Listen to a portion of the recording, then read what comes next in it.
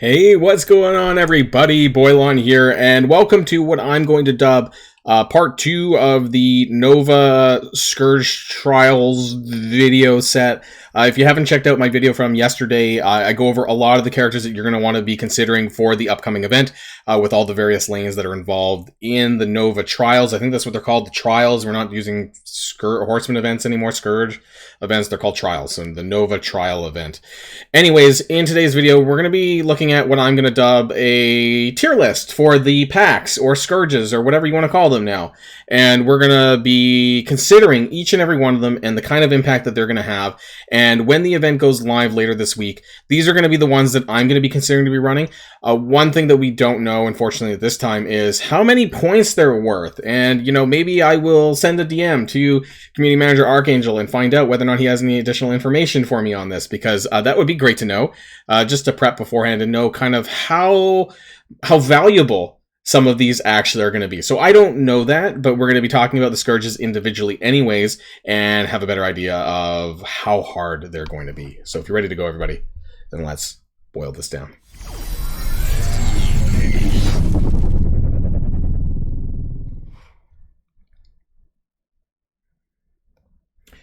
And just to do a quick recap before, in case you guys didn't read the blog on Friday, this part of the blog anyways, that talks about, you know, how high you're going to need to go to unlock Nova when the event goes through. Basically now they've raised the bar a little bit, so instead of, I believe it was 400k or 425k and 500k, you need 450 to unlock via the ranked rewards when it pays out, or 600k for a 3-star flat.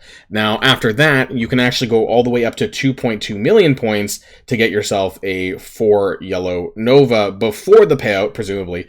And that's pretty interesting because it allows you to push a little bit further.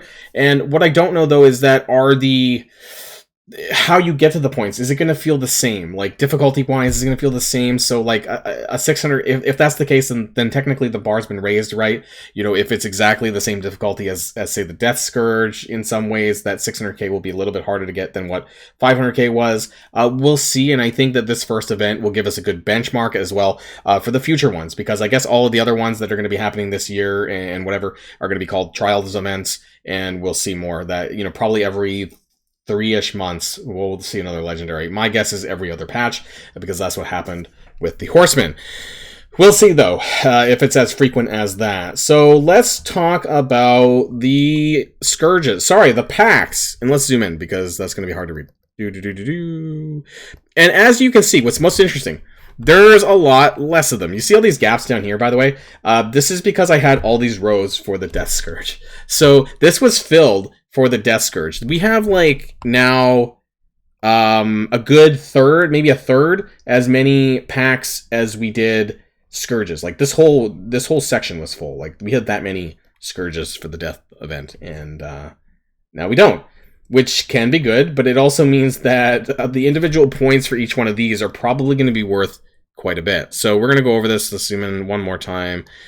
So let's start off at the top. On the offensive, and sorry, for those of you who don't remember any of this, if you're kind of new to my channel, I have, at least for the Scourge events when I did this, something like this, I had a system where I said easy, medium, and hard.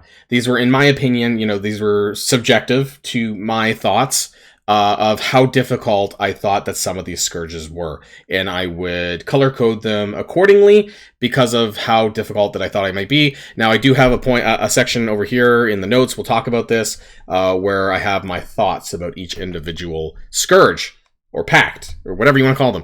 On the offensive, this is the first one. Whenever a character clears taunt, all characters on the opposite team gain offense up. So keep in mind that all of these packs are going to be for both sides of the field. It's going to be for you as a player, and then the enemy as the enemies, right? So if I clear taunt, all of the enemies are going to get offense up. Now, this is going to happen probably pretty frequently, and I wrote that in the notes as well. Oh my god, it just jumped ahead.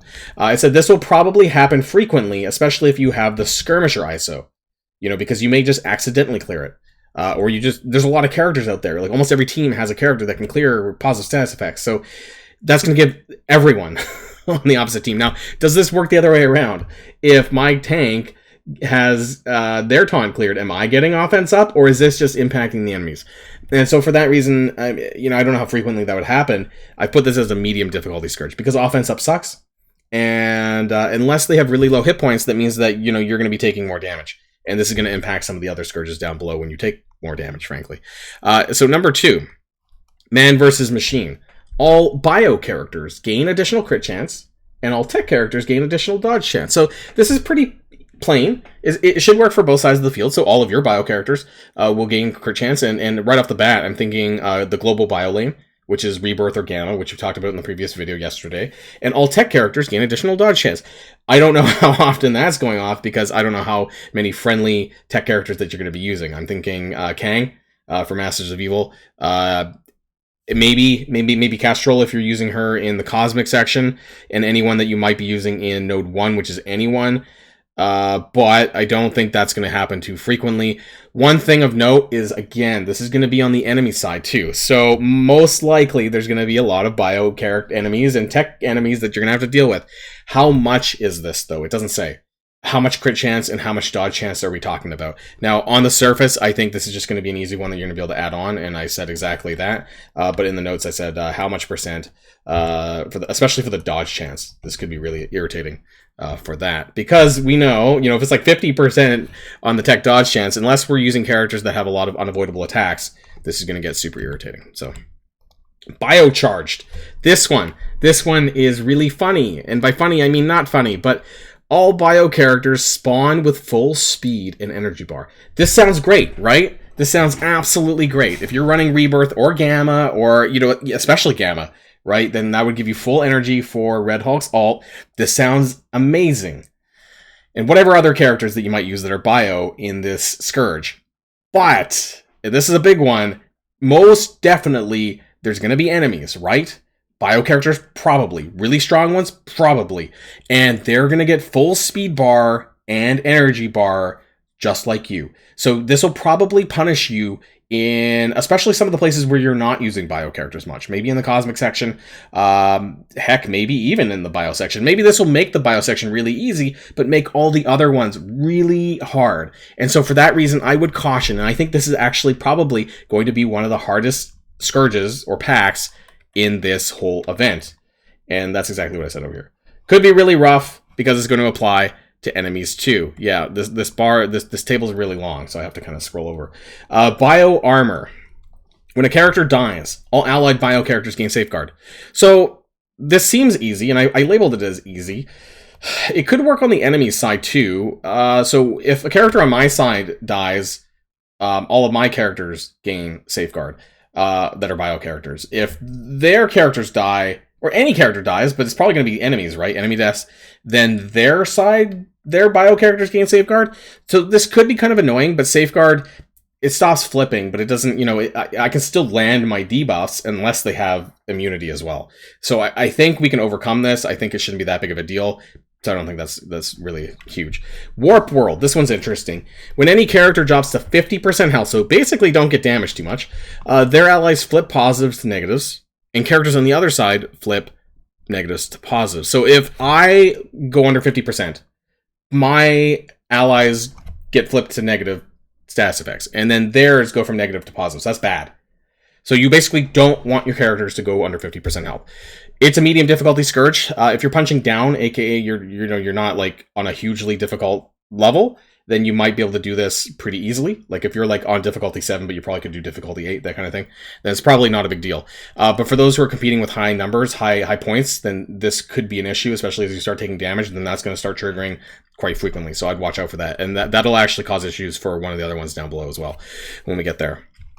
Avenging X Factor. On spawn, City Hero characters gain X Factor trait. Mutant characters gain Bionic Avenger traits. Two separate things here. The first thing I want to point out is that for our side of things, I don't think this makes any bit of difference. City Heroes gaining X Factor trait, unless you're using multiple man in City Hero, which you're probably not, I don't know why this matters. This mostly will matter, I think, for enemies. because you may run into characters that are city heroes, and I think this just serves as a way to add more points on. But it'll probably make other enemy city hero characters get the X Factor trait, in which case they might be paired up with Longshot and Shatterstar and that stuff, and you'll have to be cautious about that. That's what I expect. And mutant characters gaining Bionic Avengers. Again, I don't think this has any much relevance for the player side of things, but more for the enemy side of things, because they'll just get a lot of ability energy from what I remember from Bionic Avengers. They'll probably start chucking energy out, and it's going to hit mutant characters as well. So it's mostly, a way to just get additional points. Masters of Spider-Verse. On spawn, global bio characters gain Masters of Evil trait, and Spider-Verse characters gain Tangled Web trait. We talked about this in the character video yesterday. So global bio characters gain Masters of Evil. This is going to mean that if you use Titania or Moonstone in your party in the global bio section, because they're also global bio, that you will be able to share traits between those characters. That's where you're most likely going to notice it. And Spider-Verse characters gain Tangled Web trait. This is going to be most noticeable in the City Hero section if you decide to use characters like Spider-Man 2099 and Noir, and you maybe use Ghost Spider. I mentioned this in my video as well, that they'll share things. Now, what's going to happen if you use this, of course, is that it'll be shared with enemies too. And most likely, there is going to be a node where this is going to happen. So it's a bit of a double-edged sword here. It's something that you'll probably want to try. You'll maybe not necessarily take advantage of yourself, but it'll definitely, be on the enemy side. And so I expect this to be worth a fair bit of points as well. And that's exactly what I said, is that it's specific to City Hero and the global bio lane, but it's also going to work for enemies too. Now, evasive maneuvers. When a character dies, their bio allied characters gain evade. Nothing special there, honestly. It's like, okay, well, hopefully your characters don't die because you don't want to die, but the enemies, when they die, any bio characters on their side will gain evade. You'll just fight through it. That's really it. Power Cosmic. This is where things get fun. All Cosmic Crucible abilities are active during this run, right? So we have Masters of Evil. We have Spider-Man 20. We have the Tangled Web characters in City Hero. And we have, I guess, Titania and Moonstone if you decide to use them in the global bio section. I don't know if there's really a whole lot anywhere else. So this is going to make the Masters of Evil, at least on those 3 nodes, I think it's 2, 6, and 10, really, really easy. But, of course, this is going to work on the enemy side as well. And so this, without a doubt, not only are you probably going to run into other Masters of Evil, but you're probably going to run into Spider-Weaver and other Tangled Web characters. And this is going to get stacked up further, because if you're using Power Cosmic with either Masters of Spider-Verse or Avenging X Factor or all of this, then their characters are just sharing all their traits together, and they're getting their Cosmic Crucible abilities. And this is just a recipe for getting your ass kicked. That being said, I'm still going to run the Power Cosmic at the bare minimum because I want to see what that's like, and we'll probably do a recording of that as well. If it's possible, you'll want to run it for the points, right? You're going to get points for this. You are obviously benefiting from this, but don't forget that the enemies are also benefiting from this one as well. So this is going to be a blast, actually, and I can't wait to record this because I think that it's going to be absolutely crazy. Supernova. At the start of a Striker's character's turn, they gain barrier equal to 5% of the max health. Strikers gain 1 ability energy on enemy death. Okay, that sounds pretty easy, and it is. It's not really that complicated. And so if you gain ability energy per kill. Great. Actually, you know what? This seems like there's pretty much no downside to this for the enemy side, other than they get barrier. Striker enemies will get barrier, but 5% is really not much, and I don't think that's going to be a big deal. So I would use this, yes. Snake Eyes on spawn, player characters gain increased crit hit damage, and all enemy characters gain increased hit chance. Fine. You're just swapping it up a little bit. I don't think that's a really big deal. We don't know what the percentages are, though. It doesn't say. Nonetheless, I think this will be a very easy one to run as well. Power dynamics. Now, this one is going to be a bit tricky. When a player character removes... I have it at easy. I'm going to run it anyways, but we're going to talk about it. Whenever a player character removes their own negative status effects, they gain trauma, and enemy characters gain slow and offense down. So it's interesting, because you get hit with trauma, and they get hit with slow and offense down. And so I put it as easy because I actually like that. I am okay with them getting slow and offense down in exchange for one character getting trauma. That's what it seems like. It seems like all of them are getting slow and offense down. Only one of my characters are... Well, if you're doing a group clans, then I guess in that instance, everyone's going to get hit by trauma. And that kind of sucks. But that's all I'm getting. I guess. Like, I'm able to heal and stuff, and then I get hit by trauma. I guess that's okay. I'll deal with that for one turn, and they're all slowed, so that's fine because they're going to take longer to take their turn anyways, and they get offense down. This may be a bit weird with Warp World when any character drops to 50% health, because that might be why you might want to, say, for example, use Squirrel Girl's Heal and Cleanse. That might trigger these two things, Warp World and Power Dynamics together, so I would keep an eye on that, because this could create some chaos, potentially, on the run. But I don't think that there's anything... It's a trade-off that I'm willing to take.